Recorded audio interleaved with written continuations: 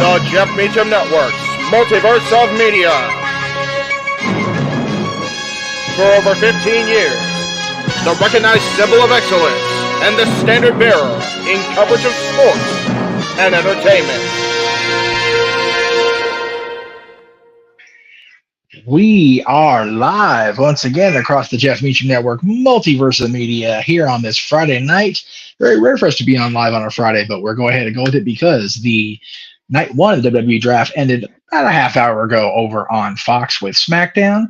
Joining me in the studio here, hello, Gabrielle. Good to see you in the chat room. Joining me in studio for this recap of SmackDown. They'll actually be carrying the recap of SmackDown as my signal gets worse and worse here in Arizona with the rain coming in, is the Renegade of Wrestling, JJ Williams, and the He-Man, James Hebert. Good to see both of you gentlemen as, God damn it.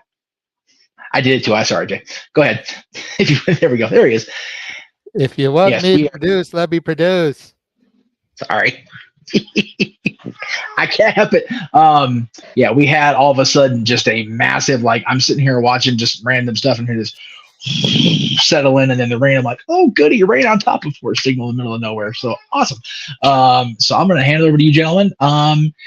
Kind of a mixed reaction across social media and especially on YouTube for tonight's draft. So I'm curious what you guys think. I feel the draft picks were what they were, and I think that some people had higher expectations, but I will leave the formalized full opinions to the two of you, and I'll see you guys at the end of the show. If not, tomorrow night open mic night with Match Game. Be back shortly, guys. Thank you very much, boss man. We appreciate that. So, yeah. First thing first, we're not going to be going over every nook and cranny of SmackDown. That's what For the Love of Wrestling is for. We're here tonight to just go over the draft picks and kind of give our thoughts about the moves that were made. And overall, I got to kind of agree with what's being said on social media. I feel like it was kind of uneventful in a lot of ways. I feel like, I don't know, maybe it's just me, but I feel like drafting people that are already on the brand is kind of a useless thing. Yeah. You know what I mean? Yeah, James? It was. No, I get what you mean. Yeah, for me, it was so odd that they drafted people that were already on the show. Maybe the idea was that it's a free landscape and nobody's drafted yet, but they did not really make that explicitly clear enough. So there is that issue that obviously comes into that. I will say the big positive that I took away from the draft itself was at least the presentation was good. Yeah. I thought the presentation, because I've seen draft shows before in WWE, but this one felt way better and it felt legitimate, like a legit draft. So I'll give them props for that, because most times they just kind of I completely agree with you there. We'll obviously go over them as we go over them one by one, but you know. Uh-oh. Am I coming in choppy? No. You're coming in fine. Can you hear me? Yeah, can you hear me? Yes. Okay. You just got to make sure. No, it's a delay. It's a delay on my end. I'll be back. Okay.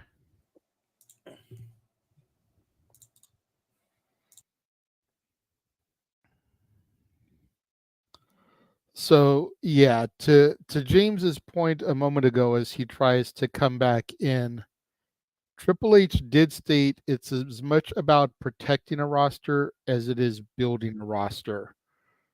So, hello. Let me produce. No, that was me. That. So, I accidentally double-clicked. Triple H did say is as much about protecting a roster as it is about building one. So to that aspect, they did kind of state that, you know, some people may be drafted to the brands that they're already on, but it just seems kind of silly to me. I feel like you should be out to try to add talent to your roster as opposed to keeping talent.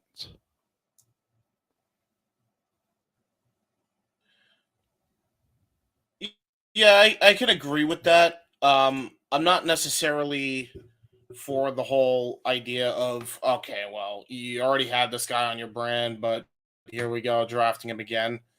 Um, that was kind of I think the big issue that most people had. But put it this way, this is the way I see it.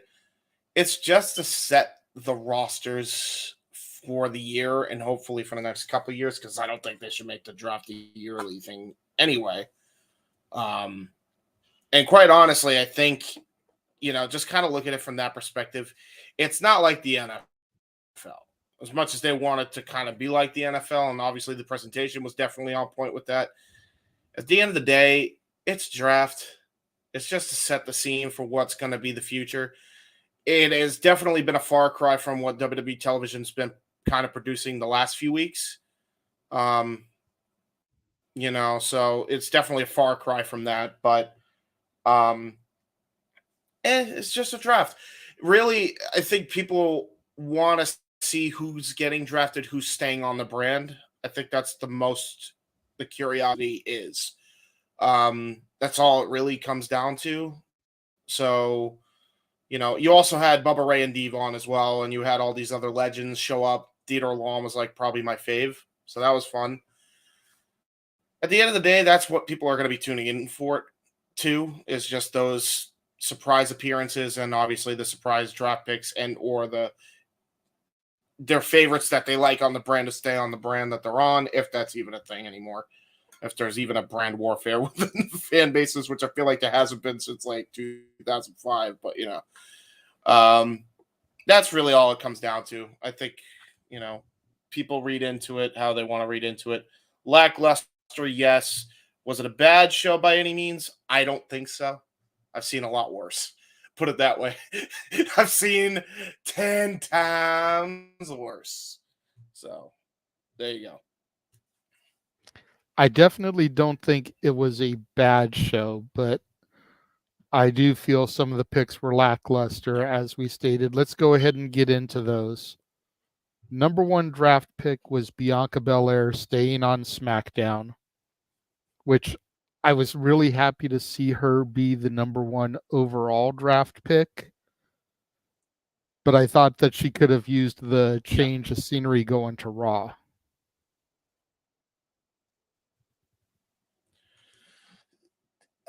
Was she always a SmackDown person? I thought she was a Raw person. That's how bad the draft was completely destroyed over the last 4 years. It really didn't mean anything. I thought she was a Raw girl, so I actually thought this was a new draft pick, but she was Raw last year. She wasn't. was the Raw Women's Champion, got drafted to SmackDown last year. And so she's staying on Raw with this year's draft. That's where the confusion lied. Okay. Carry on. So then the number 2 draft pick overall was Mr. Yeet. Main event Jey Uso staying on Raw. Again, surprising choice for the number 1 draft pick for Raw. Yeah. Well, he's wearing blue on red. The fuck? It's been like that ever since him and Jimmy split up. Jimmy wears red and he's on SmackDown, and Jey wears blue and he's on Raw. It makes absolutely no sense.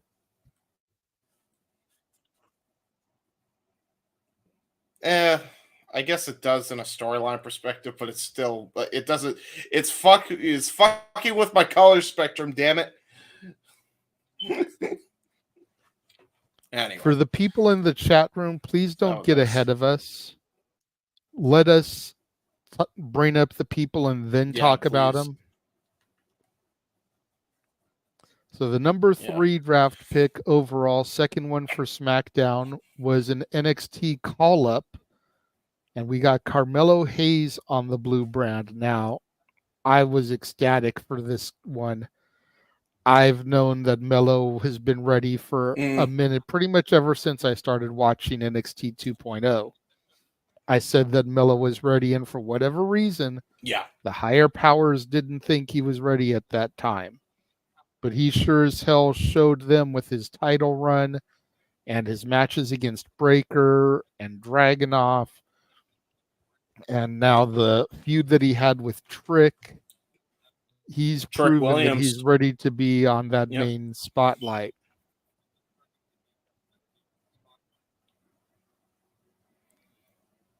Yeah, I think this was a great pick. It really, I'm shocked he actually ended up on SmackDown and not Raw. I'm not complaining, but I'm just kind of shocked at that. Maybe join up with the Pride. Be a hell of an addition to that faction. You know, possibly. You gotta imagine too. Go ahead. Possibly, I would rather see him as a solo. You know, not to sound arrogant, but I don't feel like every African American that gets called up to the SmackDown roster needs to join Bobby Lashley and his squad. Like, you know, I feel like we can have a little bit of separation there. That's fair. And I'm not really surprised he went to SmackDown, because you figure Pretty Deadly, Grayson Waller last year, all went to SmackDown. Alba Fire and Isla Dawn. Like, a good chunk of the NXT call-ups last year came to SmackDown. Braun Breaker signed his deal with SmackDown. The reason, yeah, I think the reason they did is because of what was it, like the roster was so thin before they called up a lot of the NXT names, and then it actually had some depth to it. So that might have been the reason why. So, yeah. And then closing out the first round, going, or I should say staying on Raw, was Seth freaking Rollins. Again, not a huge surprise here that they were going to keep him. You want some viable contenders for Damian Priest and his title. We still don't know what's going to happen with Drew McIntyre or CM Punk. They're part of Monday's draft. But I'm not really surprised to see Seth stay on Raw here.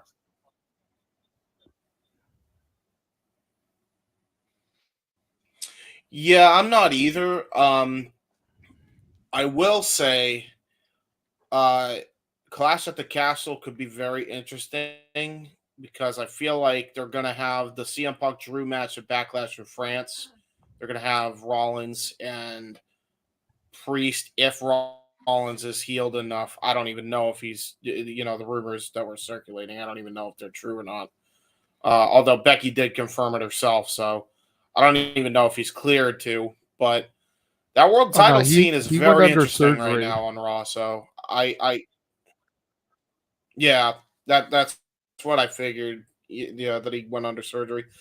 So I assume that there's probably going to be a triple threat, or at the very least, whoever wins Drew and Punk is going to be the new number one contender against Priest for the world title. So that will be interesting. But good to see Seth stay on Raw, because there's going to be a lot of history if I think they're going to keep the main stars on both shows the way they're set right now. But we shall see.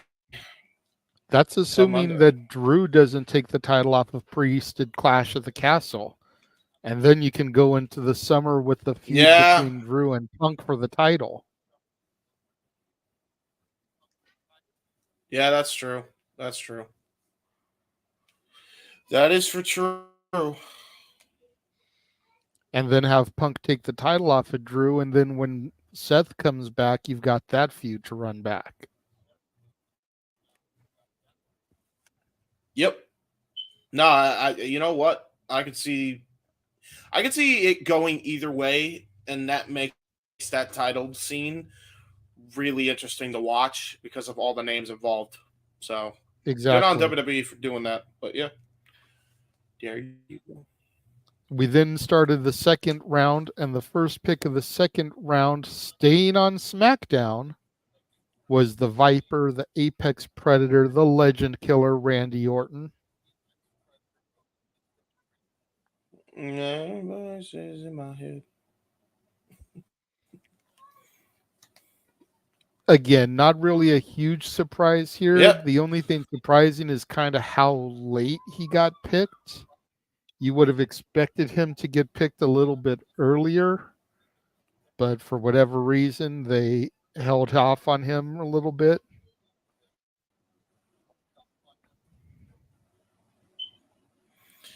Yeah.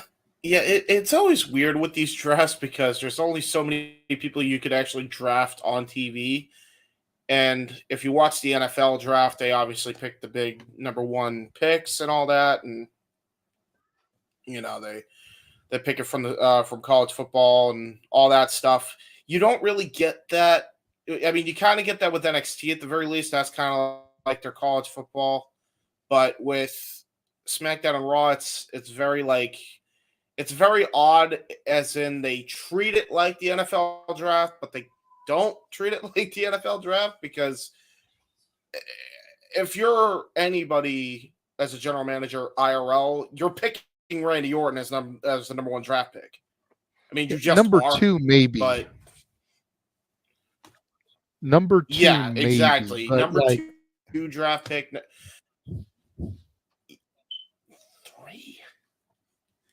Three for Mr. Randall Keith Orton. I don't know about that, Chief.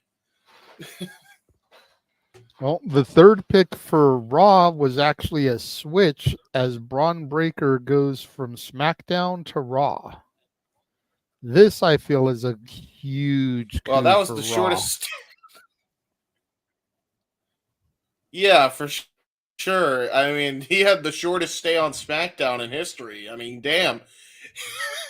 He was there for a cup of coffee, literally. Oh, there you go.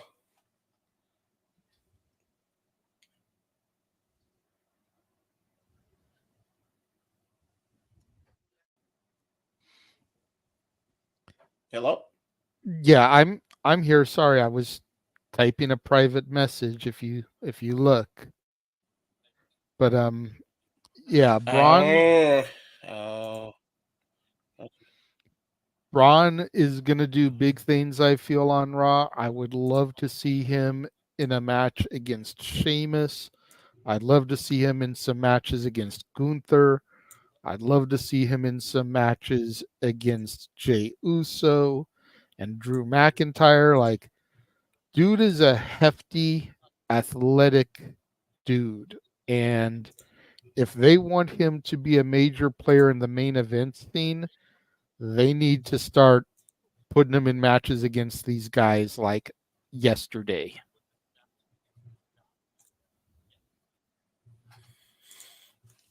Yeah, I agree. And by the way, I think I know why I'm getting lag. Apparently it's on my end, folks. But yeah,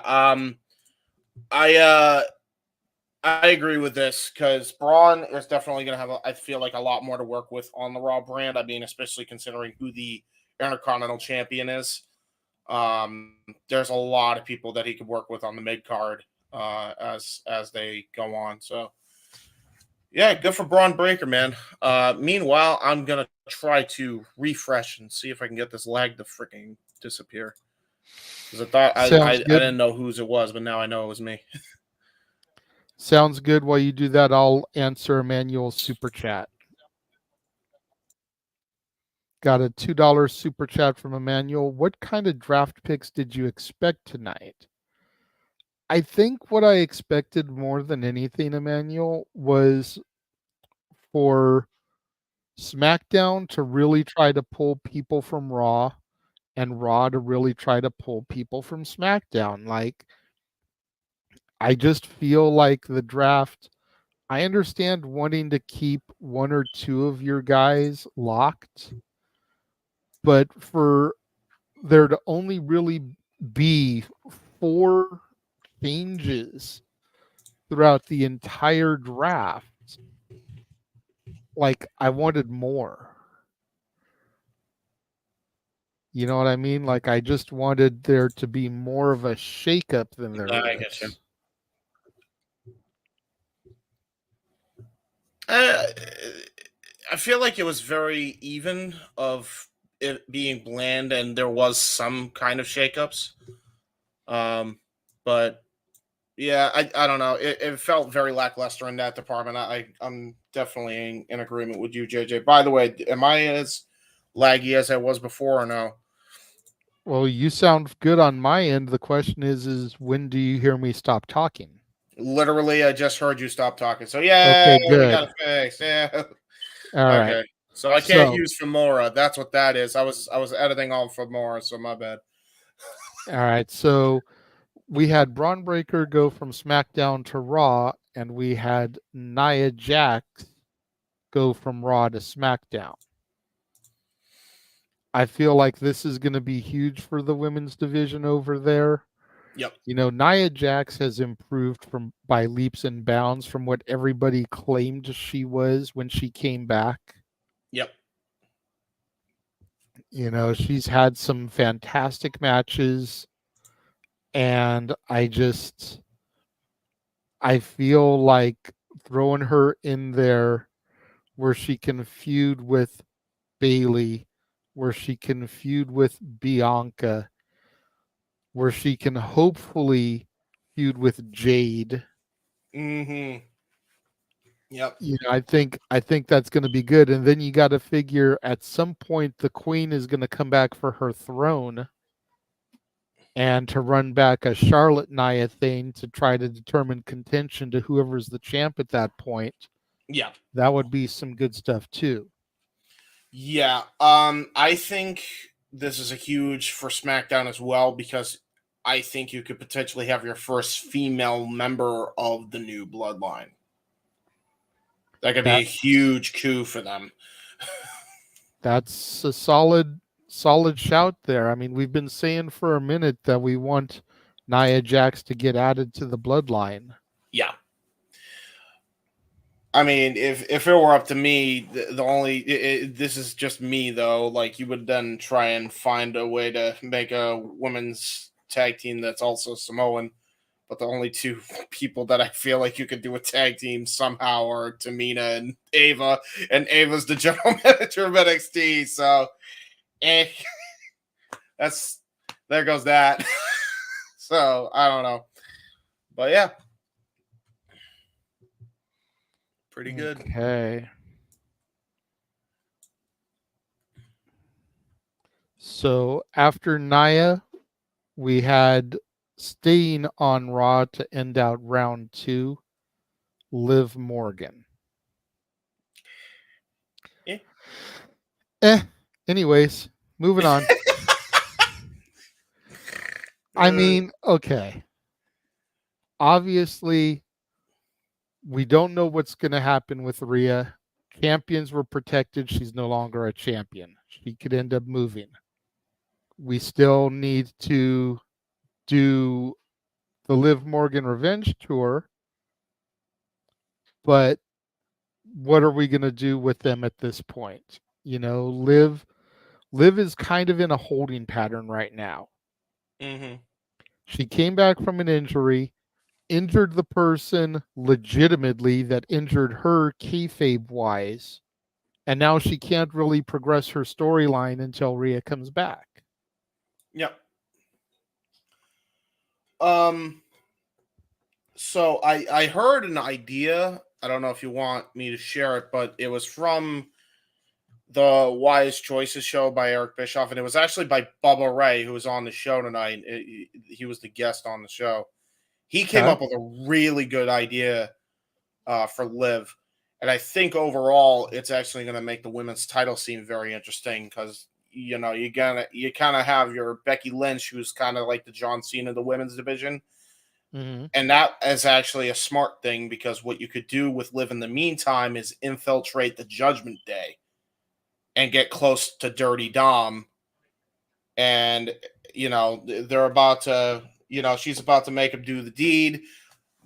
I don't think Bully knows that Dominic's actually married IRL, but his idea was right before they kiss, you hear, "This is my brutality," and then she comes back, and then big schmoz deadheads fight, cat fight in the middle of the ring for Dom, and then Dom's trying to get them out, and then he's got a little Latino heat in him, because he's got to break up two very nice looking women fighting over his affection. So that's how you could do that. I mean, that would be an interesting thing then. And it's a good placeholder if you're not going to give her the title right away. Right. That would be what I'd do, but that's just me, going over what one of the greatest of all time said. So don't blame me. Don't mind me. I will not. Can't claim credit for this one this time. All right, give me 1 second here. Yeah.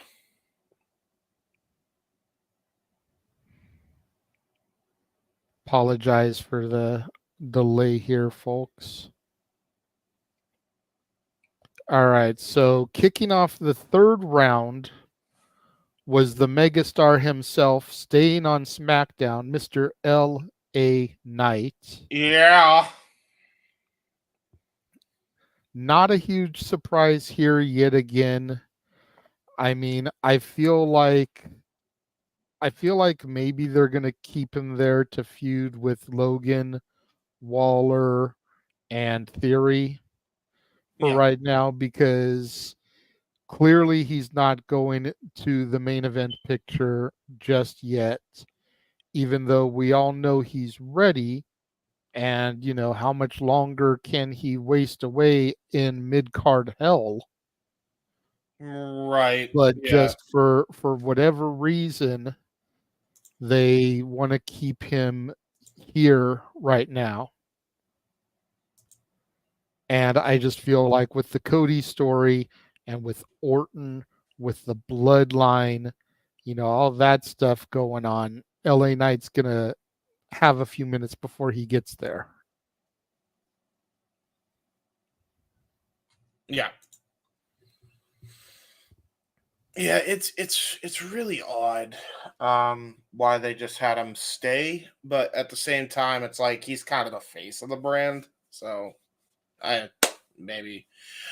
feel like they kind of did like it, they were trying to make it look like it was a shoot, but I don't know if it was, because keep in mind there was also the war room, so Right. I don't know. But I'm happy about it because I think he's going to thrive more on SmackDown anyway. I feel like I'll be real with you. Even though we call it mid-card hell, I really do feel like Logan Paul versus LA Knight is inevitable, and I feel like he's the one that's going to take the U.S. title off of Logan. I really do. It's possible there, but I think I'd rather see him on Raw, because Raw's kind of like where the main eventers are. That's where the big time guys are. You could end up with LA Knight versus Seth when he comes back, LA Knight versus Punk, LA Knight versus Drew. You could put him in an IC feud with Sammy, LA Knight versus Gunther. I just feel like there's a lot more potential and people that he hasn't had 500 matches with yet if you move him to Raw, as opposed to keeping him swimming with the same fish on SmackDown. Right. No, I can see where you're coming from on that, but I feel like Miz is a baby face now. Why not put LA Knight and the Miz together? Because Awesome Truth is only going to last for so long. That's true. I love them together, but it's only going to last for so long. And then you could have Miz and LA Knight, kind of the babyface version of Theory and Waller. Yeah, and then you could definitely do a Survivor Series brand warfare match, like not this year, but a year later. Yeah, I could see that. I feel like the reason they wouldn't. I feel like the reason they wouldn't do it is because they see LA Knight as a single star, and even if they can't necessarily have him win the WWE and or World Heavyweight Championship, because let's be honest, that main event scene on both shows is a bit tied up right now. I think he has a better chance on actually competing for Cody's title than he does for Damian's title. And I damn sure think he's the one that's going to take the belt off of Logan Paul after they give him a lengthy reign with it. And quite honestly, as we have seen with this new version of WWE now over the last year and a half, they love them showing long title reigns. So, And I'm glad you mentioned that, because while I'm glad they're starting to do lengthy title reigns, much like I feel about the competition in AEW, not every title reign needs to be a long one. I'm not saying I want to go back to the days where the titles change in hands, every month, but 2-3 month reign, move it on. You run for a quarter of the year, maybe a third of the year, give them a 4-month reign. right. But this whole 300 plus day reign stuff, like, we don't need that with every championship. No, probably not, but I feel like they're definitely going to do it with Logan. I mean, I think he's already close to how many days is he on now since he won the title in Saudi Arabia? Let me see here. I'll look it up. Go ahead and keep talking. Well, because I feel like it's getting close to a year. So by the time the next Saudi show happens, hell, I could see him win the Maybe. title there. I could see him win the title there. According to this, he's 174 plus. Got the belt November 4th, 2023 at Crown Jewel. Yeah, I think he's going to lose at some point. I feel like either around the 175 day mark, which I think would be right around the time of the King and Queen of the Ring. I could definitely see that happening. If not there, then definitely SummerSlam. I feel like that's when LA Knight's going to have his shining moment against Logan. That's when I think he's going to have his big breakout moment. I don't think the U.S. title has the lengthiest of reigns, even in this new iteration of the championships. I think they, obviously you have the Universal title, which lasts a ridiculous amount of time. You had the World Heavyweight title, which lasted probably like third or fourth longest. So, if anything, you had like U.S. title on main roster probably at like the bottom of the barrel, minus the tag team championships, obviously, that was kind of the hot potato to a degree ever since the Usos lost it. So, yeah, I feel like that's what they're going to do. I'm excited for LA Knight to get a solo run no matter what brand he's on, so I just want to see that. That's fair. All right, we did get a super chat from Emmanuel. Are we doing the off-air draft picks? I was actually trying to look up where I could find those, believe it or not. I've got them. Okay, I've got them. I saw what Dattila put in the chat room, and I started trying to get the information, and then I found some images. So that is fair. That is fair. They will look slightly different from what we're presenting here right now because we did these ourselves. But I found the graphics that they put onto Twitter. Right. So I will do those. All right. So after LA Knight was drafted, staying on Raw is Ricochet. This kind of surprised me. Not that he stayed on Raw per se, but that he was drafted like on the TV. Like, I felt there were people that didn't get drafted on air that got drafted in the supplemental that we'll talk about after that deserved to be drafted over Ricochet. No offense to the guy. Yeah, this felt this felt like a supplemental pick all day long. And I love Ricochet, but like, what are we doing? What's with this pick? It's like, I'm not trying to be mean or nasty, but I feel like the only reason he got picked on TV is because his woman is Samantha Irvin. Yeah, that way they could at least be in the same locker room and have, makeout sessions in the back or whatever. Whatever it is that couples do. But just the fact that she's so popular, that's why he got picked on TV because Right, everybody yeah. knows they're together. Yeah, that's probably why. Yeah. I mean, he wasn't really. Was he on? He was on Raw, right? Yeah, Or was he's he? been on Raw because he's been with her. Triple H has got to. He did this last year, and I have a feeling he's going to keep it up this year. He's got a habit of keeping couples on the same brands. Yeah. Because being on the road is hard enough, so at least keep them on the same brand so they can travel together, have the same off days together. I think that's Triple H's mentality. It's not a bad mentality to have for the workers, at least. Yeah.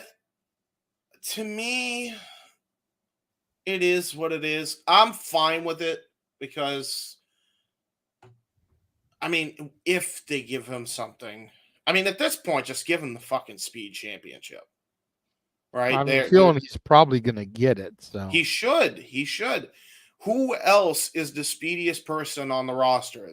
It's Ricochet. Ricochet is like above and beyond probably one of the faster people on the roster. So I feel like he's definitely the number one guy to get that. Maybe make it kind of a Raw thing. And, you know, obviously you have your little Wednesday night show on X, which is such a weird show, by the way. I don't know. Has anybody seen Speed? I've not seen Speed. I have not, no. Yeah. He's probably going to win that belt, though. And you know what? Good for him. Because Ricochet, he cool. But I wish he would get better gold. So. Give me 1 second here. Yeah, you're Trying fine. to load these other images here. Just so that way I'm ready when it gets to be time. All right. So after Ricochet, yep, staying on SmackDown is the current configuration of the Bloodline. Yep. Tama Tonga, Solo Sikoa, and Paul Heyman. Paul Heyman did make an announcement at the start of the show that Roman Reigns was withdrawing himself from the draft. So when the Bloodline got drafted, Roman was not being drafted with the Bloodline. Mm-hmm. So we'll see what happens with Roman and how that plays into things. Maybe he'll be a free agent. Maybe he'll end up going to Raw. Maybe he'll end up coming back to SmackDown.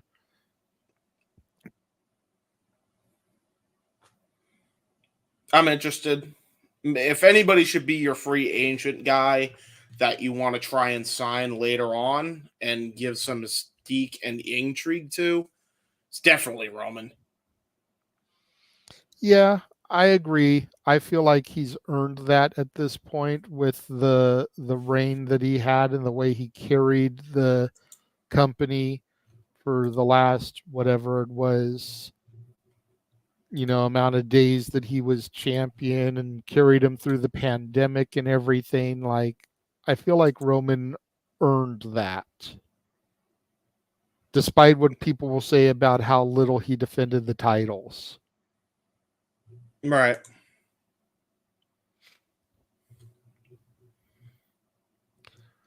So, staying on Raw, the Celtic burger, Sheamus. Oh, no. It's become the thing now. I'm sorry. That was too funny.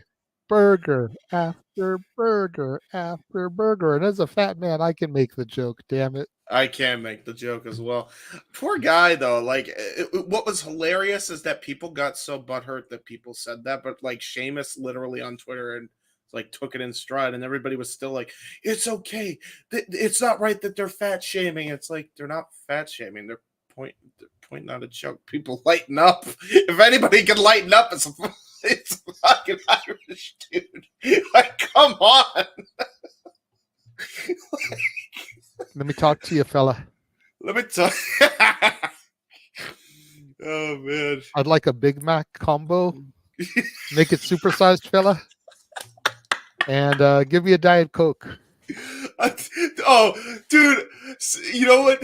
Like, I feel like he's the dude that I saw at a Wendy's. The true story, right? There was this guy who was at a Wendy's waiting for just an ice cream, just a Frosty. Me and my Uncle Gary see this happen, right?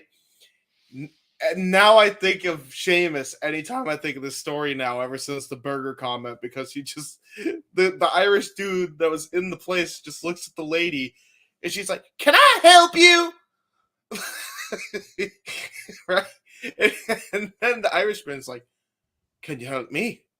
Can you help me? Lady, I just want me fucking ice cream." Like, it was the biggest culture clash. It's like if Jade Cargill and Sheamus were in that scenario. Damn. Yeah, seriously. It was a fucking culture clash, bro. And it was the funniest shit. Me and Gary, you could have paid us, like, you might as well have given us like fries from their fry later and just started chowing them down as like replacement for popcorn, because we were just watching the scene unfold in front of our eyes. Emmanuel, I never said he was fat. I'm just saying I can make the joke because I am. Yeah, he's not even that fat. No, he looks like what he did when he first showed up in, what was it, 2009 on Raw? Something like that. Yeah. He's not fat at all. All right, and then we kicked off the last round of the TV draft with none other than the phenomenal one, AJ Styles. Again, not a huge surprise here. He's challenging Cody Rhodes. So you're not going to draft him, because then if he wins the title, he's taking the title to Raw. So unless you're drafting Damian Priest in the Judgment Day to SmackDown, which are not, then you've got the whole two champions on one brand again, and then what do you do? Yeah. This way, at least there's that little aura of believability that AJ could beat Cody. Yeah. Especially if he did bang his shoulder up badly enough. So, I mean, I don't want Cody to lose the title a month after winning it and finishing the story. Yeah. But if he did bang himself up that badly that he has to dump it, AJ's a pretty good plan B. Yeah. Yeah, and I after agree. seeing Cody wrestle with that torn pec in Hell in a Cell, he'll still go out there and put on a classic with AJ to drop the title. I hope he didn't actually hurt himself. The only thing that makes me wonder if he actually did is the dude held the title pretty fine up in the air, like when he was on the turnbuckles. So that was a good sign. It might have just been he was really good at selling, and he, got me fucking worried. And Cody, look at me. Stop doing that. Stop it. Just right. Stop it. You just won the belt. I don't need the anxiety.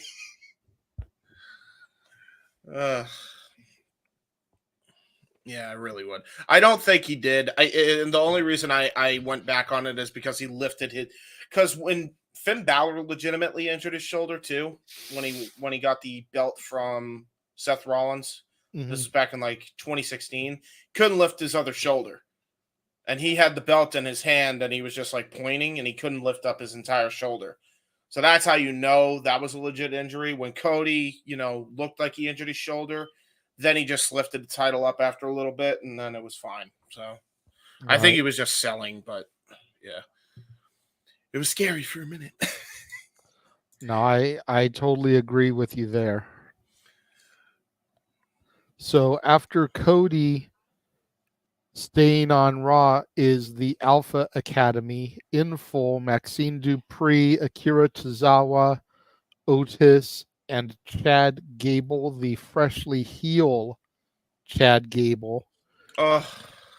Gonna be interesting to see what they do with this. I don't know if the entire Alpha Academy is gonna turn heel with him. I don't think I could buy Tozawa as a heel. I couldn't buy Maxine in this run that she's been on as a heel. The only one I could buy would be Otis. there's a Because couple. for Yeah. Maxine to turn heel right now would just make absolutely no sense with the angle she's been running with Candice LeRae. I think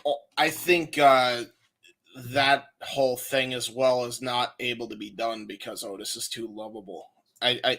Here's what I will say that I think might be happening, but this is just, fantasy booking James here, shock. There is rumors that Jason Jordan is cleared, his old American Alpha partner. Mm-hmm. And there is also a Braun Breaker that just got freshly drafted to Raw. There's also the Creed still lingering around. Mm-hmm. So he might have the Creeds turn heel on them and then have Jordan and Braun join, and then he creates the American Alpha Academy. AAA, if you will. Interesting. And then you can have Otis bring back another alumni partner. Just an idea. Tucker, Heavy Machinery. I don't know if you know who he is, JJ, but the black and goldites of NXT do. I've heard of Tucker, but I don't know him. I'm not familiar with him. That's fair. That's fair. You could have Otis, Tucker, and not that they'd ever do this, but get Bull Dempsey back too. Bring him into Heavy Machinery. Call him Who? Bullfit. Who? Another guy from the Black and Gold era of NXT. He's a very obscure guy from the Black and Gold era of NXT. But he was kind of Heavy Machinery before Heavy Machinery, put it that way. But it was supposed to be a joke for the crowd, the chat here. They know what I'm talking about. You guys remember Bull Dempsey, right? You guys remember Bull Fit, right? Anyway, there you go. All right. So the next draft pick coming over to SmackDown from Raw, Andrade El Idolo. Mm-hmm. Definitely agree with what Aaron said on his thing. I think this is to keep the LWO Legado del Fantasma thing going, especially since they showed the video footage that Carlito attacked Dragon Lee. Perhaps Andrade can get slotted into his spot in the LWO. Yeah, I feel like that's definitely the way they're going. I feel like Carlito is going to join Legado del Fantasma, and it's going to be leading to a 4-on-4 match of some sort for a pay-per-view. Carlito on the side of Legado and Andrade on the side of the LWO. And yeah, exactly. Put Selena back with Andrade. It's desperately needed. God damn, is it needed? And then when Charlotte comes back, mm-hmm. she sees Charlotte. She sees Zelina with Andrade. She could run some jealousy angle with Zelina. Yeah, that's true. Because we all know Charlotte is better as a heel, anyways. Dude, Charlotte and Selena would be a banger too. That's a match they have not even tapped into, and I would love to see that. Not gonna lie, that would be a hell of a matchup. All right, and the last one that we saw on TV was another NXT call-up. I am so happy for this one. Kiana James drafted to Raw. I am telling you right now, this woman is going to have as much of an impact if they book her right as Tiffany Stratton has had on SmackDown. Oh, yeah. Yeah, for sure. I think that she is going to do big things. You figure they can run her versus Chelsea. They can run her versus Indy. They can run her versus Candice. There's 3 great feuds right there for her. And even though she is more of a heel than she is a babyface, that speech that she cut in the Performance Center after she got drafted was definitely not Kiana James, the character. That was the woman behind the character. And they can leverage that to start her as a babyface run on the roster. Who, the person, was that her old tag team partner? What do you mean? I'm sorry. I blanked out for a second. I don't know why. That's the thing that confuses me. While I'm happy for Kiana James, don't get me wrong. Wasn't she teaming with Izzy Dime? Yeah, Why didn't they? Why is it just her because and it not was more of Izzy? an apprenticeship than it was a tag team. And okay, that's fair. Well, there you go. And now we got a businesswoman. You know, the modern day $1 million woman. Not even man, but woman. There you go. It'll be fun. Hey, maybe she could get Cameron Grimes back and push him to the moon. Not likely. Yeah, probably not. Love the Sad. thought process there, but not likely. He got released, and I was so sad. I was so sad. Yeah. Oh. I agree with what Matthew says here. This was one of the biggest surprises.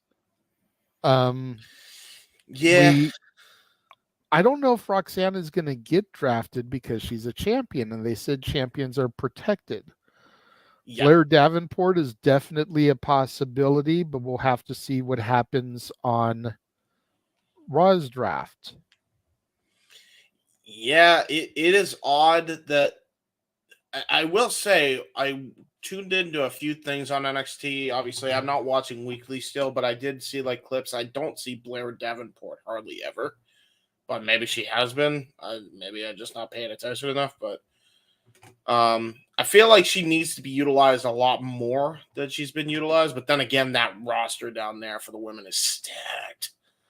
So there is that. So I had this conversation with Noah the other night when we were doing the spring break and watch along. I compared Blair Davenport to being a younger version of Maiko Satomura.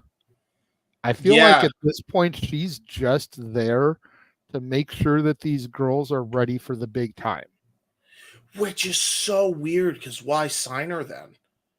Because she's a great person to help develop these girls because she's world traveled. I get that then, but at the same time, and this is where I'm so confused by it. You have so many titles, right? And I feel like as great of a trainer she is, I'm not saying you don't use her as a trainer. She's absolutely good for that. Have her as a trainer. But she's too good to just be a trainer. She really is. And that's why they bring her out there to really start feuding with these girls when it's like test time. You think about it, all the girls she's feuded with have been like, is this person ready to move up to that main event level? Yeah. She's become like the final boss because love her, but Maiko Satomura is getting way too old to be trotting her ass out there a couple of times a year to put these bitches to the test. Yeah. Blair is still young. Yeah. And she's got all that experience. Hey, I'm just saying. And it's very possible they could reward her with a draft for all the work that she's done down there. Because she's almost too experienced to be the developmental champion. You know, she's worthy of feuding with these girls on the main roster. Yeah, she really is, but I also think she's worthy of some sort of championship run. That's where I think the NXT North American Championship comes in. So I hope she wins that. Just saying. Hey, maybe we could get a finals of Blair Davenport versus Julia. Ooh. Yeah. Or Blair wins it and Julia's the first feud. Yeah. Yeah, if that's the finals, they're saying that they're saying Julia is probably going to debut at Battleground. Yeah, and if you don't know how great Julia is, you will be in for a treat. Trust me, believe you me. All right, we did get a comment from the boss man here. Just got my connection back. Did y'all discuss the picks announced on Twix? No, we have not. No, not yet, but we're about to transition to those, bro. Perfect timing. Yes. So the first draft pick that was announced on Twix staying on SmackDown is the OC. Gallows, Anderson, and Mia Yim. I cannot bring myself to call her Meechin. Nope. Just no. Yeah, but funny story about that. I changed her name back to Mia Yim on Journey of Wrestling, which is like a simulation booking game, because I can't call her Meechin, so you're not alone. So the entire OC still on SmackDown, so we can either get the whole OC to turn heel and realign with AJ, or if AJ ever comes back babyface, we can get him to realign with the OC. But looking at these three and the render that they used, they look very heelish. Yes. I would be perfectly content with all of them turning heel, especially if, again, God forbid Cody has to dump the title after a month. You have them turn heel to help AJ cheat to win. I hope that. And then you kind of protect Cody because he went out to essentially another gain, another bloodline. Yeah, that's true. The boss man is here. You can't call him a Meechin because it sounds too close to my name and it makes us all confoozle. Yes, that is true. That is absolutely true. Yeah. So anyway, yeah, the Kings are on intermission, and they're losing 3-0. So I'm going to come in here and try to vent a little bit better. As long as we keep things rolling here, we're already almost an hour into the show. Yeah, no worries. I'll keep things commenting to a minimum. I didn't get to see all the drafts on Twix. So I want to go over with you guys. So. No worries, because that was the first one. So then the next one they announced on Twix, they announced Shayna Baszler. Mm-hmm. And ironically, they announced Zoe Stark, both of them as separate picks, both staying on Raw. Okay. Tag teams are supposed to be able to be drafted together, so why did they draft these two individually? Well, as I pointed out to James when he commented on it in our private chat, they are using Shayna right now in the program with Natty on NXT, so maybe they're going to keep them separate after all. Doubtful. I think that's just for this one pop. I think they were just trying to, make the spring break and feel like a legitimate pay-per-view. And with the whole Trick Melo thing, they wanted to have as many NXT alumni as possible down there for the big moment. That's true. Just a little slight carryover to the next week.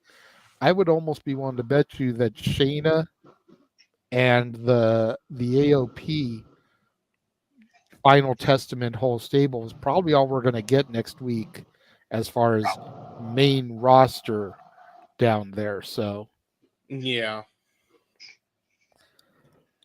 Once again, to the chat room, please try to keep the conversation on the pictures that are on the screen. If you want us to talk about somebody else, super chat. Simple as that. We know the banner is not there, but you guys know by now, especially the people commenting. We know you know.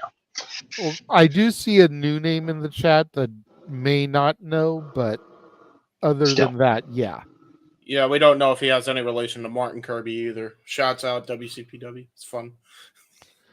But Shayna and Zoe, not really surprised that they stayed on the same brand because they have been a formidable team. Yeah. And we need some formidable teams for what will more than likely be our new WWE Women's Tag Champions come May the 4th.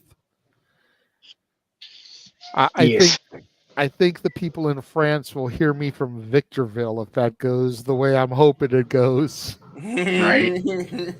Yeah, I will say this really quick before you go on to the next pick. If the WrestleMania rumors are true, that means WrestleMania Sunday will be on May 4th. Damn, that's going to be a busy weekend. Right. My God. For next year, folks. Next year. Overload. All right. And then the second round that was posted on socials. Yes. This one, I'm not really sure if they're being moved from Raw to SmackDown or if they're staying on SmackDown, because I can't tell you, aside from Cedric getting squashed by Braun tonight, when the last time either of these two motherfuckers was on television. It was Cedric getting squashed by Braun on SmackDown. Like I said, aside from Yeah. Cedric getting squashed by Braun on SmackDown tonight, I couldn't tell you when either of these guys were on TV last. No, I'm saying Cedric was on SmackDown. It was either Cedric or somebody else for one of Braun's matches on SmackDown prior to the draft tonight. He got squashed by Braun before, so it's like it then. That's how bad it was. Yeah, it was. Yeah, Cedric's been freaking jobber status, and it's just stupid. Like I could have sworn I thought Ashante got released. I really do. So there you go. Well, to be fair, they have had some pretty decent matches from what I've seen, so they're a good tag team. But they haven't really used them much. But if they're going to actually put them on SmackDown, and I know they're supplemental draft picks, but at the end of the day, they were one of the few people that were announced early in the supplemental draft. I would try and get MVP back and have them manage these guys and maybe bring back Omos to kind of be their heavy. Because then you can have a little feud between the Pride and them. Because there's history between MVP and Lashley and all that whole I personally, if they're not going to do anything substantial with either one of these guys, particularly Cedric, have them be part of the package they deliver on that WWE speed show, whatever the hell it's called on Twix, and just turn them loose for 3 minutes and just let them do their spot nonsense. I mean, if you're going to keep the guy under contract, not let him go anywhere, do something at least, right? Yeah, that's true. So after them announced on Twitter, the witchy women are coming to the Red brand. Yeah. Thank you, ladies. I would love. Can I just get these two versus Candice and Indy and just let these two beat the piss out of the Poison Pixie? Can I make that happen for Monday night, please? Isla Dawn on Netflix. I'm here for this. Every bit of it. I agree. Right? I just love me some Isla Dawn. Alba Fire is great too. Don't get me wrong. But Isla Dawn is a completely different breed. Dude, yeah. Isla Dawn's one of the few people that actually make Nick Aldis's eyes wander away from his already hot wife. So I'm just throwing that out there. So wait, really? I don't care. He's blocking already. What do I give a shit? Is that a legit thing? No. So these two were on SmackDown not too long ago. And I agree with Matthew, by the way. They were on SmackDown not too long ago. And there's a screen capture of Nick's eyes just staring down at Isla and her Dawns. And her Dawns. Yeah, oof, that's rough. Friggin' careful when you say Isla and her Dawns, because Tony D'Angelo might be listening. I'm walking in. Am I being too loud, or? No, she just thought you were doing it with the broadcast thing or something, and she didn't want him to. No, I am, but he's fine. Okay. Sorry. Came out of the house. We got But yeah. I let her die. You know what? The hell with Tony. I don't give a shit, because I had that comment loaded for a month and a half now. Damn it.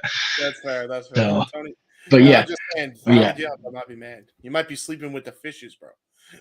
Hey, you know what? As long as the casket's lined with her underwear, I don't give a shit. Whatever. God damn.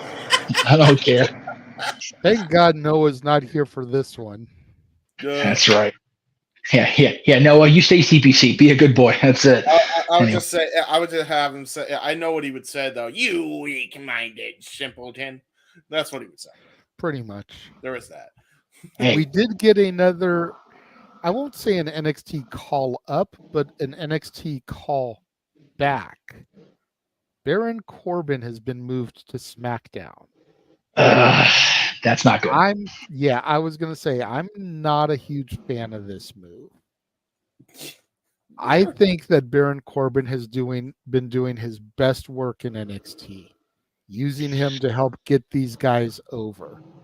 If you weren't going to put him on Raw, which is where you just drafted Braun to, so that you could have the Wolf Dogs on the main roster and then have the inevitable split and just let them feud like crazy, then why did you draft him? He's going to be back in catering in 3 to 6 months. Yep. He's going to suffer Cameron Grimes syndrome. They're going to call him up and they ain't going to do shit with him because they haven't figured out what to do with him. But he's been doing some great shit over in NXT on Tuesday nights. He won the Dre in 2016, right? Yep. Okay. They haven't done shit with him on main roster in 6 years. No, 8 years. Excuse me, 8 years. Jeff can't count by the show. Great show on store. 7 years if you count his U.S. title win. But yeah. Well, like when I did said, he 8 win years. King of the Ring? Like I said, 8 years. Because I'm asking a goddamn question. When did he win King of the Ring? it was after his call up. So he was king during his main roster time. But what did they do with it? Is my point.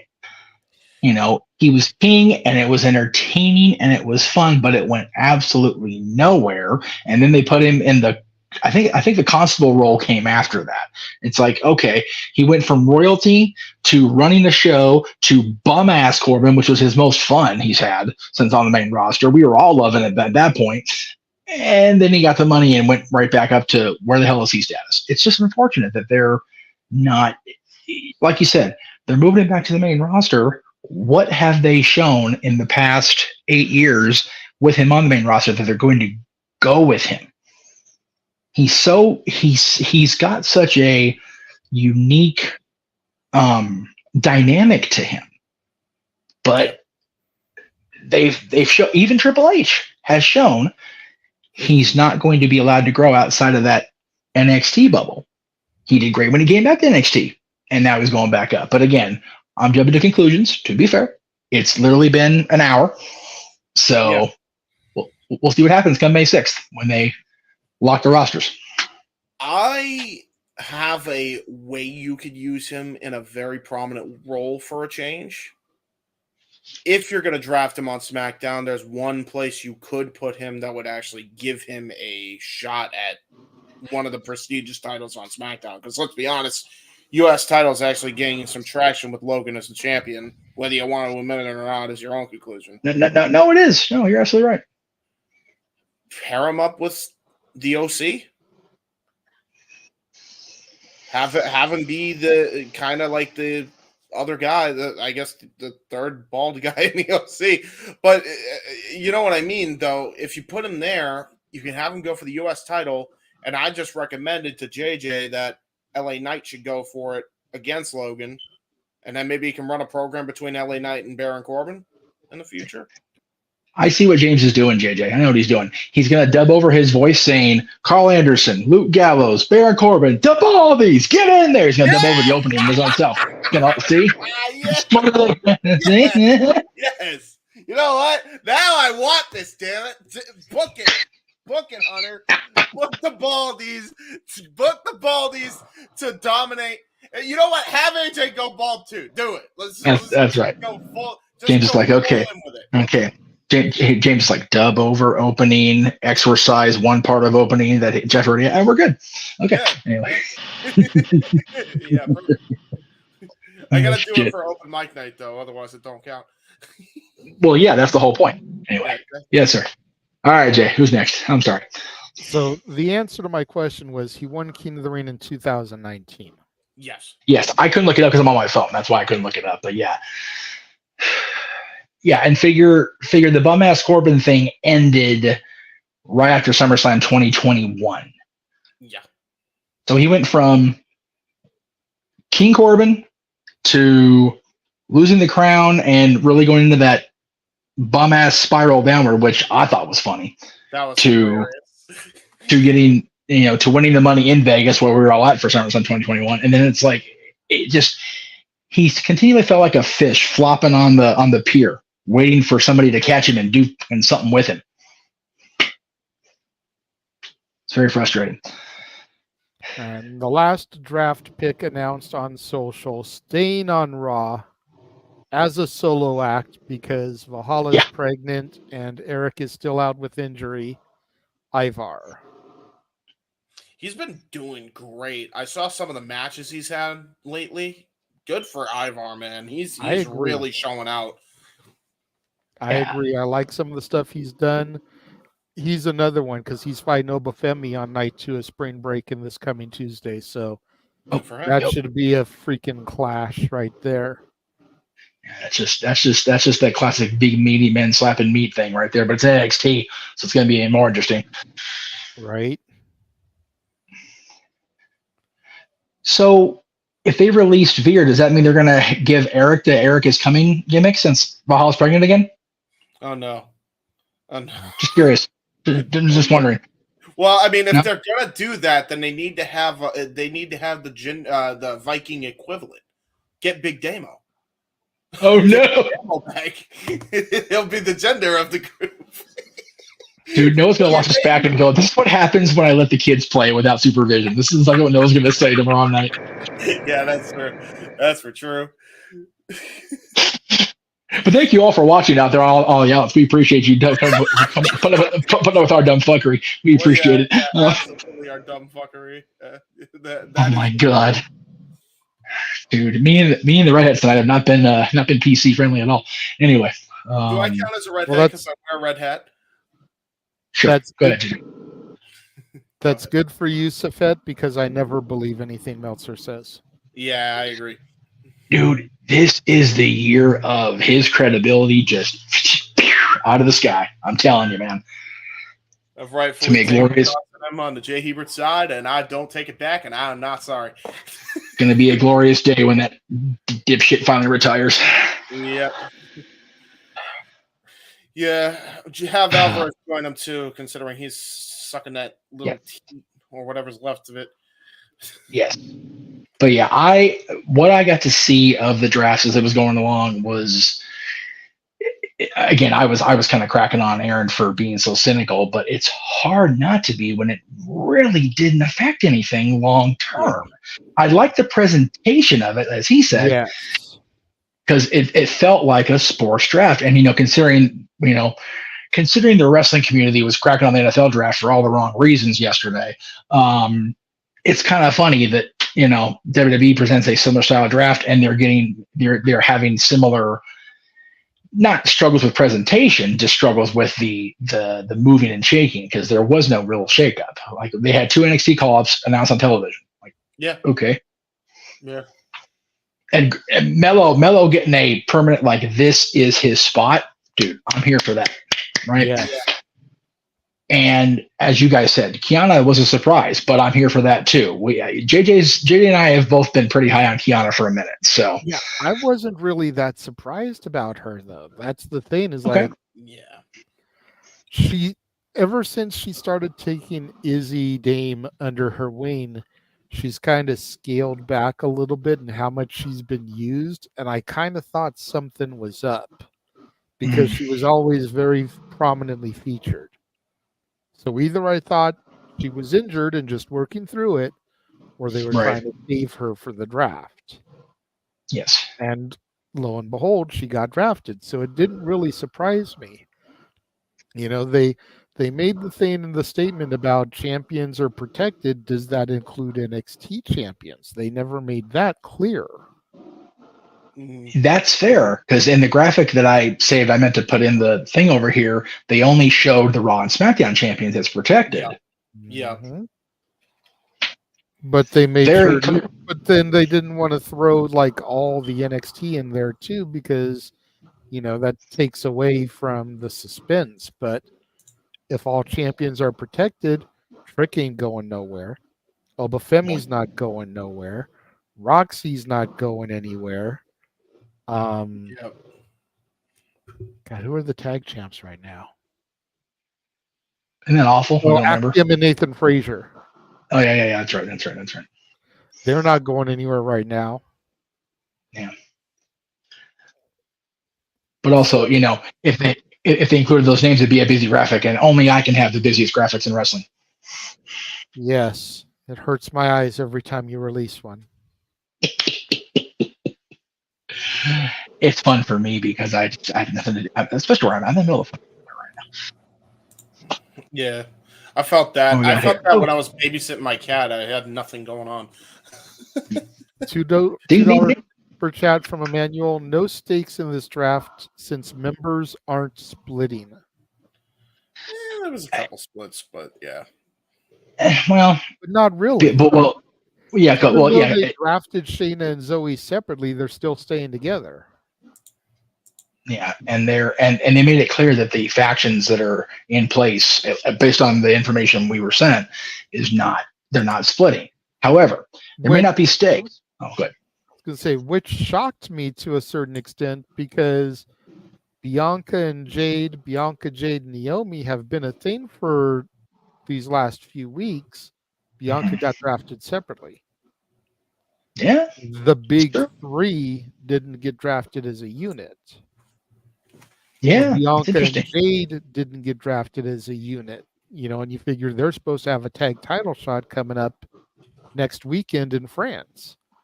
Yes. So if Jade gets moved to Raw and Bianca's still on SmackDown, I mean, granted, the champions can bounce brand for that title, but Right. Still. Yeah, I wonder. I mean, we'll see come Monday. I would think, and again, people were, I forget. Oh, it was during the other stream. Why would they have so and so on Raw? It's like, oh, why would the Bloodline be on SmackDown? Because they're going to USA and they need to pad that show because it was considered not cool enough to keep on Fox. Yeah, and Fox is going to look stupid if the Bloodline, stays on SmackDown and on USA, and they keep doing the numbers they've been doing. Granted, they're not going to do the numbers they were because Roman's not there, and they're still trying to establish Solo and Tama. Good Lord Almighty! Is that freaking Regal calling me Manga? It was like when he called Ryu back in No DQ. I know he got that one. That was for Jeff. Oh, James totally talked over you, JJ. I'm sorry. What'd you say? Sorry. Go ahead, JJ. I said Michael Cole saying Isla Dawn. Oh God, I know. It's like, yeah. How often did we crack on Michael Cole for that? And Aaron's making the same mistake. It's like, oh no, dude, no, come on. But yeah, they're trying to establish still Solo and Tama as this incarnation of the Bloodline, with Paul seemingly not knowing a whole lot. I did see snippets. I didn't see the whole thing. Did Paul Heyman, did he announce that Roman Reigns had voluntarily pulled out of the draft? Yes. Okay. That's interesting to me because if the Bloodline was able to be drafted together, but then Roman's now out, does that mean Roman doesn't care?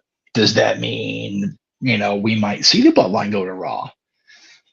I'd be curious because I personally want to see, I'd rather have Paul Heyman with the Netflix lack of handcuffs, if I'm being honest. If he's still around by January, I want Paul with no 7-second button just for a few months. That would be awesome, but the Bloodline are staying on SmackDown in their current incarnation. So, oh, okay. Well, there you go. I have idea. I don't know if I'm coming in through. I think I might be coming in choppy, but I have idea. This is what you could do. You could bring Paul Heyman to Raw all of a sudden, right? And then have Louis dangerously take his place. I don't even know if Lou still looks like Paul anymore. Yeah, right. That's fair. I need to Google that to see if Lou still looks like even Heyman now. That would be funny. That's too funny. Yeah, I'm definitely curious how this next week is going to play out. We got Raw Monday with the draft. We've got Backlash in France. We've got, there's still not everything has shaken out yet from WrestleMania. So I'm looking forward to it. And like I said, May 4th is going to be a long day. Could be a longer day next year. But it'll be interesting to see how everything plays out. And like was stated multiple times across socials and on here, Raw is 3 hours. There's more picks on Raw. So we're going to get a better idea of what's going to be the layout come, again, May 6th. I find it ironic that May 6th in history was the get the F out day, and now we're having the draft, then the brands being solidified on the same day in history, almost over 20 years later, 22 actually, 22 years later to the day. You know what's funny too? Little fun fact: if you notice on the WWE Draft logo, the font is the same from the original WWF Draft from 2002. Is that right? Yeah, fun fact for you. I could tell immediately when I first saw it. I'm like, holy shit, they're using the old font from the original draft. You know, maybe their mindset is they're trying to be serious about this, because at least at start and in theory, they were really trying to make the brands seem separate. You have to remember, 2002 WWE was on a roller coaster ride one way. They lost Austin after WrestleMania, and then seemingly for good in June. They had owners of different brands that had to come together because they were so panicked about the loss of Steve Austin. Rock was in and out, came back in June, was gone in August. They were going with this young kid as the new champion who they weren't sure about. So they created another world championship. It was such a, up and down year, even though it did, produce a lot of good content, started the Ruthless Aggression era, for lack of a better, start point. But I really think that was the start of a new era for the company. And we've had that word era shoved through our face the last month. So maybe this is an indication that they're being dead ass serious about this is a new WWE. We've got, Triple H, we've got Paul Levesque running the creative ship. We've got Vince putting up his stock for sale. We've got Nick Khan putting up his stock for sale. It really seems like trying to shift focus 100%. Gonna be interesting for sure. I look forward to being part of the teams that cover it, because that's what gets the revenue generating, JJ. Yep. All right. Well, after almost an hour and a half, that's about it for the draft coverage for tonight. Of course, we'll be back on Monday to discuss the recap of night 2 of the draft. Yes. 2:30 p.m. Pacific, 11:30 p.m. Eastern. And then I'll just start clicking off on these graphics you've got loaded in here, Jeff, and you and I can talk about them. Sounds good. So yeah, I actually did talk to, for the record, I did talk to Jenna about possibly being on Match Game tomorrow, but she is prepping for this redonkulous road trip that you see in front of you, because starting next Thursday, Paradise Kitty will be with the Iron Maidens and the Heartland of America, going through Kentucky, Ohio, Illinois, Minnesota, Indiana, and all the majors in between. They're going to be all throughout the Heartland of America, the Midwest, if you will. But they're going to be rocking out to the Guns N' Roses tunes and the Iron Maiden tunes with their fabulous female friends, the Iron Maidens. So if you're in these areas, or go to ParadiseKittyBand.com and check out where they're going to be, get out and see them. Trying to get JJ out to see him, it's just money and travel are a muckerfuther, even in SoCal. So as soon as they get back in town, we're going to get you out to a kitty show, man, because they are just awesome. Yeah, we would run the trailer for it, but we got copyright pinned like a muckerfuther yesterday because, they had to use the legitimate version of You Could Be Mine in their trailer. So that was my bad for creating the trailer and putting it on there, because it was in. You made it. Okay. What happened was, and no, I'm not lying. No. So God bless Jenna. She put that video on Facebook Reels and Instagram story and everything, but it was in like column form. It had you saw it. It was like 80s out, like the kind of like you did with the TV snow on your old trailers that you did back in the day. Same basic principle. But I figured, okay, it's all I have to do is crop it out, and it looks like an old 80s video cassette. I just put their website and the QR code so you could go to the website. Yeah, I thought Jenna talking over it would drown out the music. It didn't. So sorry about that to everybody who's on the channel. I had to go through and change your copyright status. My bad.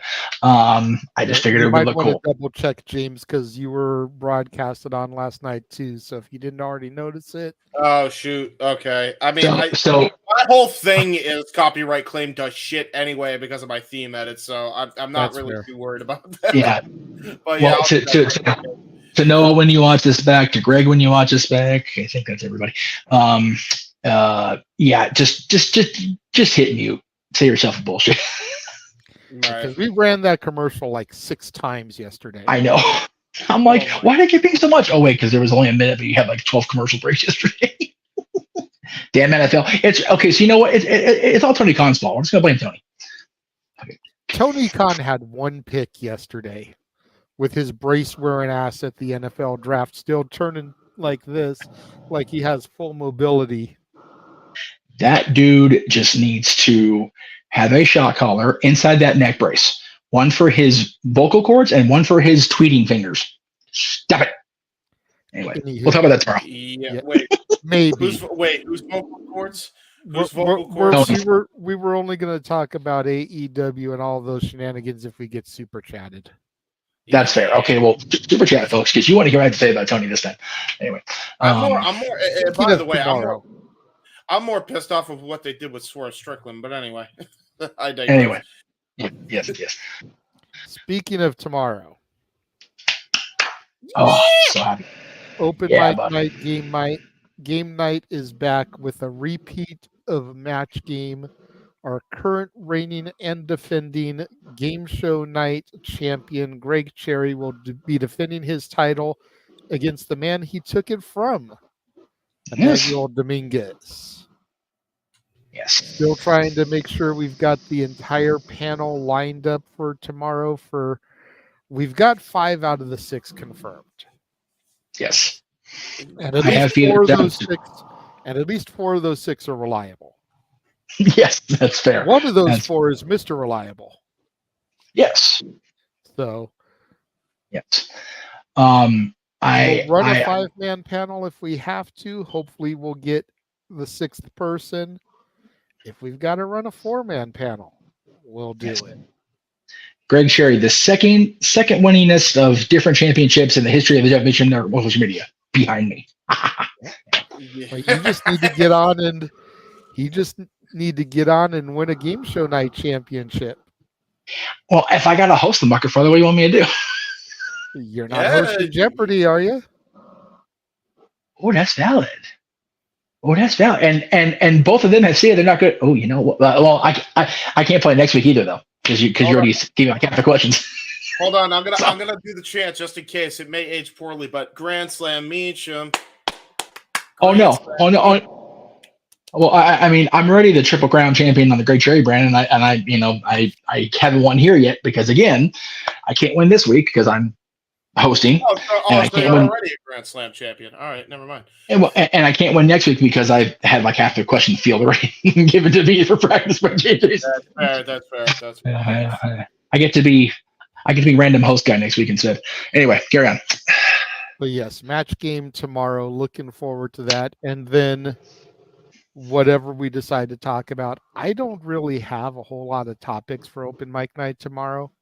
Yeah. I was thinking about doing a draft challenge and challenging somebody in the team to do a draft against me and see, who wanted to step up. Okay. Curious. I figured we'd do 25 picks, kind of do the same way the WWE's doing it. Tag teams and stables can be drafted together. Mm-hmm. Champions are protected, can do NXT call-ups, but just see who puts together the better roster of 25 people or 25 picks. Because if you draft a stable, you're getting more than one pick. Yes. Yeah. So we can talk more about it tomorrow during the day for sure. I hear a cat. No, you don't. You hear a baby. Well, Jeff, if you don't get to talk about it on open mic night, apparently you can muse about it on Sunday. Yes, that'll be the last day I have absolutely clear where I don't have anything else booked on the channel, i.e. I needed content. I gotta have shit to talk about. I'm gonna be here anyway.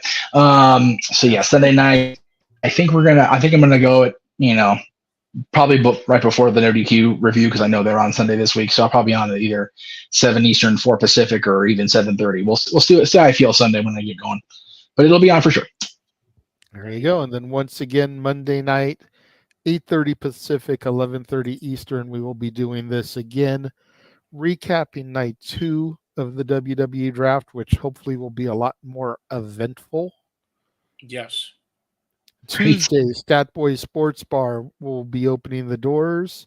Statboy will have full NFL draft coverage. If you missed and want to see what happened last night, go into the archives and you can check out the entire 4.5-hour coverage of night 1 of the NFL draft. I was a busy boy trying to screen cap shit and get pictures up as best as I could, and had Zach for the first half of it and Josh for the last quarter of it. Mikey went solo for about a quarter of it, but once somebody else was available to hop in, we had somebody else on the show with him, and we were doing good. We averaged about the same numbers we've been having tonight, between 70 and 80 all night. So I'll take it, brother. I'll take it. Thank you to everybody that tuned in again last night for the draft coverage for the NFL and everyone that tuned in tonight. Yeah, draft week, baby.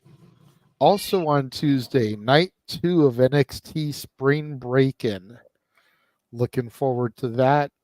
Definitely looking forward to all the matches, but especially looking forward to Natalya versus Lola Vice in an NXT Underground match. That should be insane.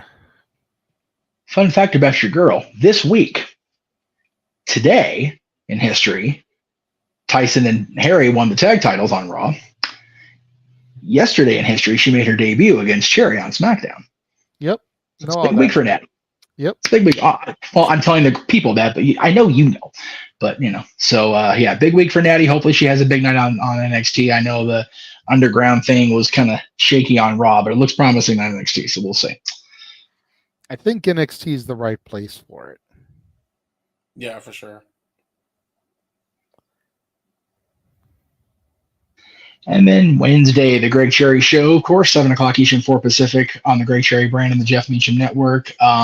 I told Greg I'll be home Tuesday night, so barring any other teenage shenanigans, I will be there for the Greg Cherry Show this week. But again, I can never plan for sure because things.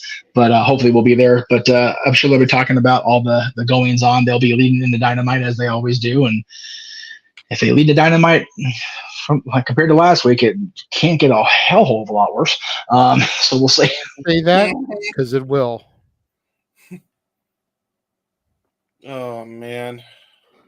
Although I will say Shahid Khan showed up, so that might be interesting. That's actually really interesting. That shit was funny. I'm not going to lie. Because he was totally off the cleanse on Dynamite. And he's on the draft just smiling all big. It's dude, can you at least try to kayfabe like the boy? Jesus. I'm gonna be honest. What if he's actually smiling because he'll take the power back from Tony? What if they do that angle? I'd be interested in it, to be honest, because he looks more like a boss than fucking Tony. Yeah.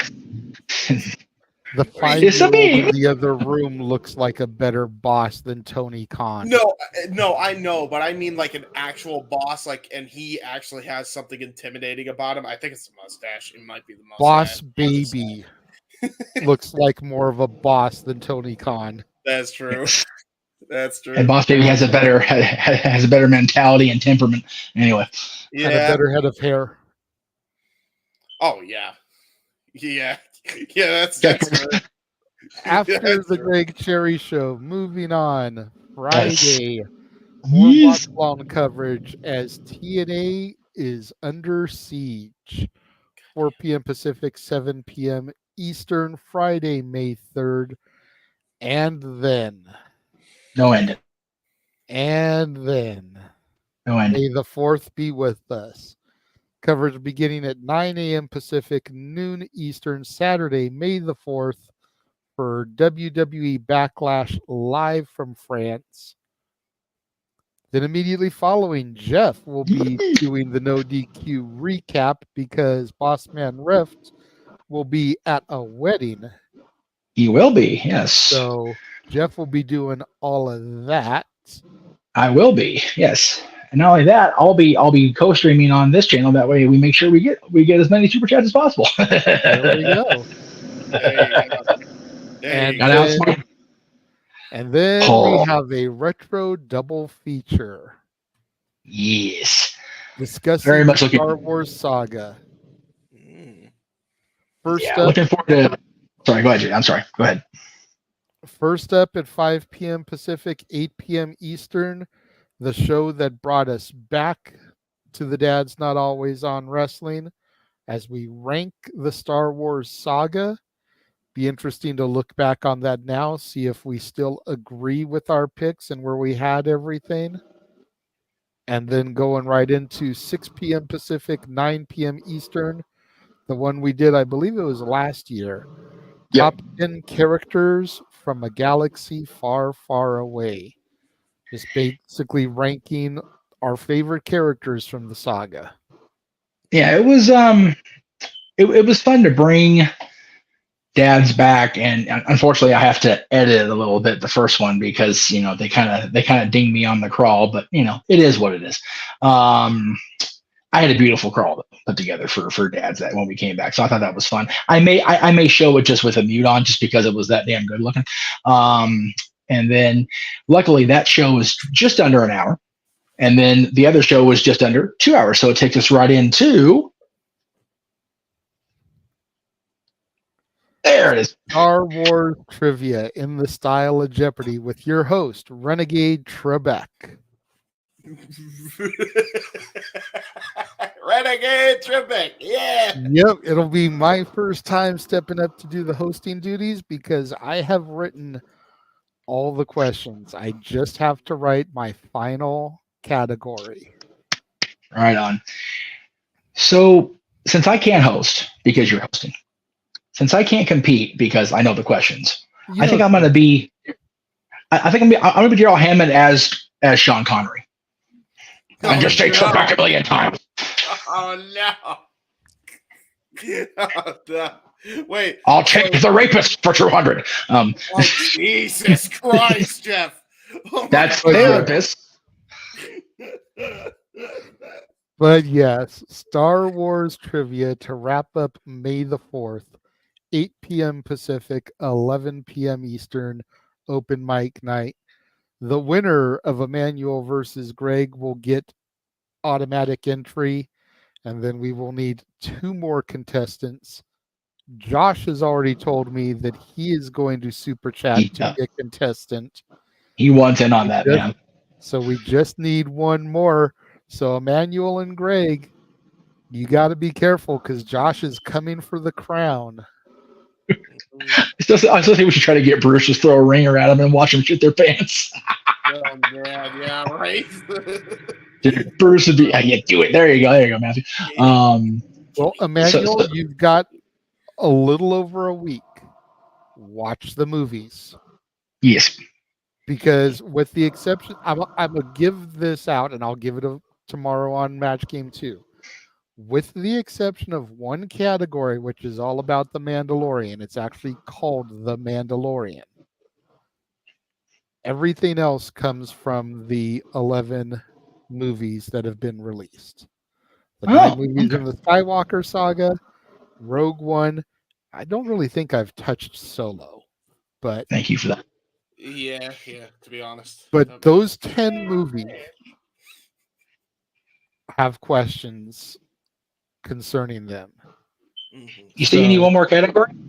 I already know what it's going to be. I just need to write it. Okay. I was going to say we can talk off air about that 1 category that may help Manuel. You have 8 days from tonight. Valid. To watch 10 movies. And you know,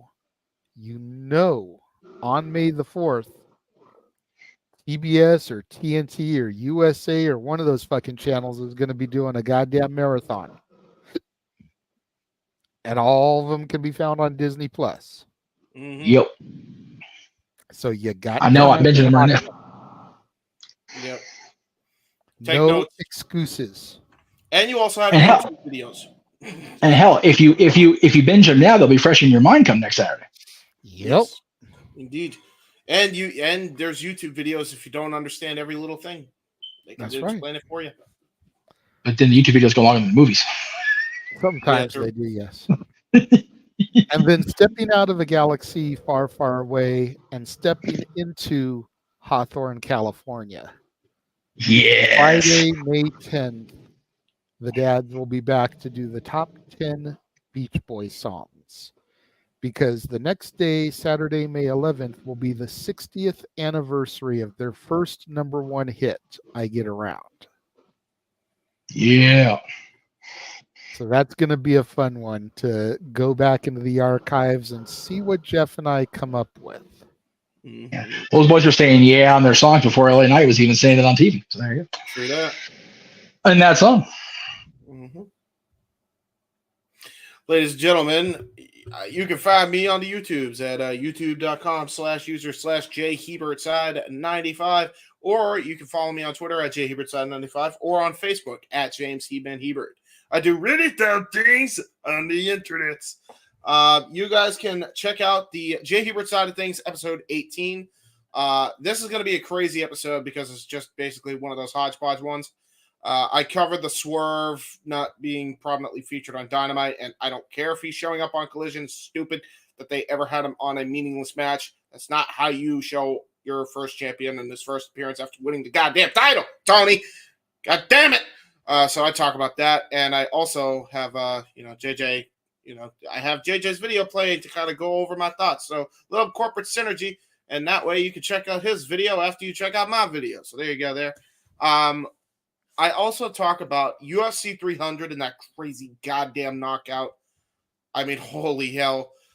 Definitely go check it out if you haven't already.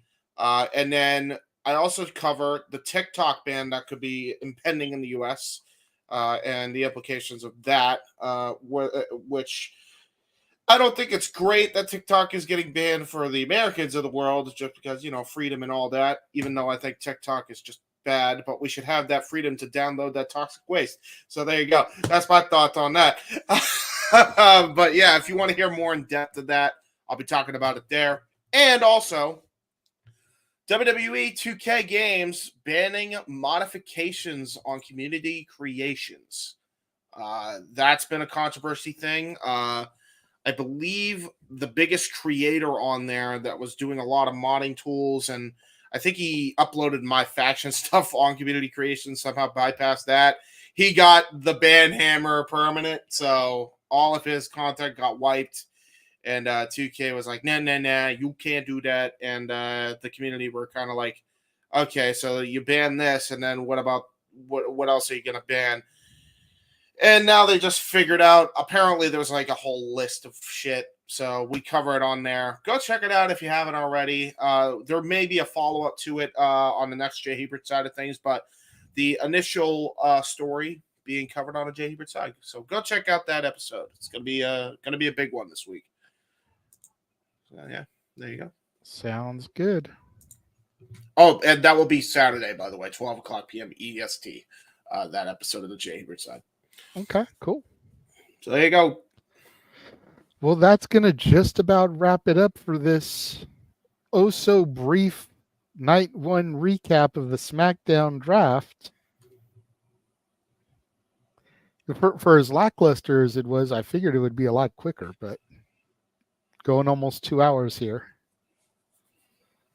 But we want to make sure and take a moment to thank everybody for joining us and tuning in. We still have almost 80 viewers. We greatly appreciate all that. The love and always support. Yes. See you tomorrow for Match Game. I love it, man. It's going to be fun. Yeah, it's going to be a lot of fun. So we hope you guys will come back tomorrow for that. Again, 8 p.m. Pacific, 11 o'clock Eastern for Match Game, and see what kind of stupidity and shenanigans we get into. And what kind of answers we come up with. Hopefully, questions have been written out for. Oh Matt. yeah. Oh no! Oh, no. I'm glad to hear that, because when I messaged Jeff today, there was no panel in place. So I'm glad that at least the questions have already been done. That's So that way he doesn't have to try to spend the next 24 hours coming up with questions. No. It's one of those. I wasn't sure about the panel situation just because everybody's seemingly dropping off the lot. I figure if I ask them the day before, then it's like, okay, well, I know they're clear because they answered me the day before. Just trying to outthink the dumb fuckery sometimes works. Sometimes. That's true. Sometimes, not all the time, but sometimes. It's good to be to meet. Sometimes. Well, thank you for popping in here towards the end, boss man. Appreciate it. Thank you, James, for being here for the whole show and riding with me. Thank you to all you guys that are still watching. For the West Coast Professor Jeff Meacham, for the He-Man James Hebert, I am the Renegade of Wrestling JJ Williams, and we will see you guys tomorrow for Open Mic Night and Match Game. The Jeff Meacham Network's Multiverse of Media. For over 15 years, the recognized symbol of excellence and the standard bearer in coverage of sports and entertainment. That's all, folks.